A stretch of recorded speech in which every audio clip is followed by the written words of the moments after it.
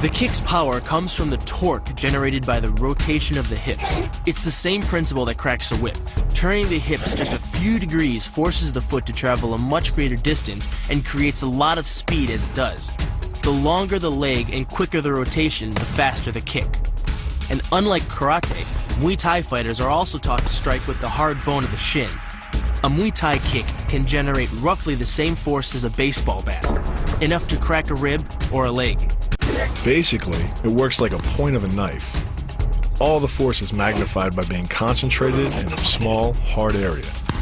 Even if the elbow doesn't deliver a knockout, it will almost always leave a nasty cut and often end the fight. It's not the arms, but the legs that drive our fists. Like a piston, the explosive power of the legs is capable of generating hundreds of pounds of force, all to a very vulnerable area, the soft underside of the opponent's jaw.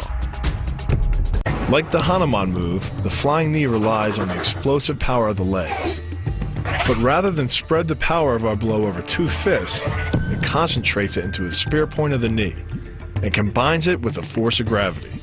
It's the equivalent of hitting our opponent in the chest with a sledgehammer. The hyperextension of the elbow, created by pulling back on the locked arm, virtually ensures that he will be taken down. The knee strike to the wrist dislodges the knife and further loads the elbow and shoulder. The technique can easily result in damage to the elbow joint, the tendons of the rotator cuff, or even a broken arm. The key to this move is turning your opponent's lower arm into a lever. By grabbing his arm during the initial attack, you set up the lever such that direct loading to his elbow joint is achieved. Once the elbow is locked and loaded, you can pull a much heavier opponent off balance by simply lowering your center of weight. With practice, the ninja can hit his intended target from distances as great as 45 feet. At impact, that's more powerful than a Major League Baseball pitch. This move is more about timing and precision than power. Instead of hacking through the limb, the first strike imparts an injury just a few inches below the elbow. The sword's razor-sharp blade easily slices through the soft tissue of the attacker's arm. This opens up his defense and provides the ninja a clean opportunity to deliver the kill stroke, a powerful shot to the top of his head. The move works by using your opponent's own body weight against him.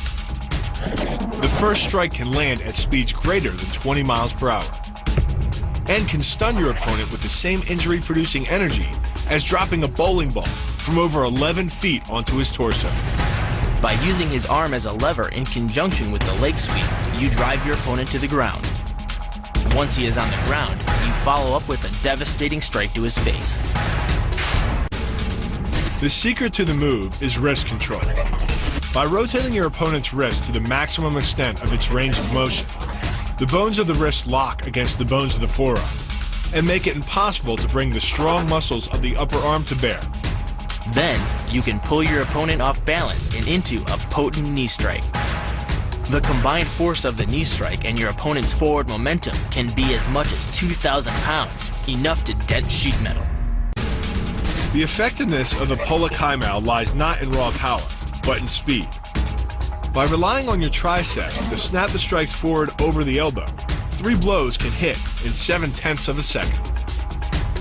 The final impact of the strike to your opponent's face can deliver as much as 175 watts of power, more than enough power to stun him or crush the cartilage of his nose. You then add insult to injury, firing one last shot into one of the most sensitive regions of the body, the groin.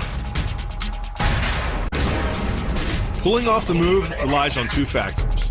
The first is to combine the block and the strike into a single action. This reduces the time your opponent has to respond to just 1/10 of a second. But the real focus is to aim your strike at the throat. Because as little as 76 pounds of force can collapse the larynx, the strike doesn't need to deliver a lot of force to be deadly. One blow like this and the fight is over.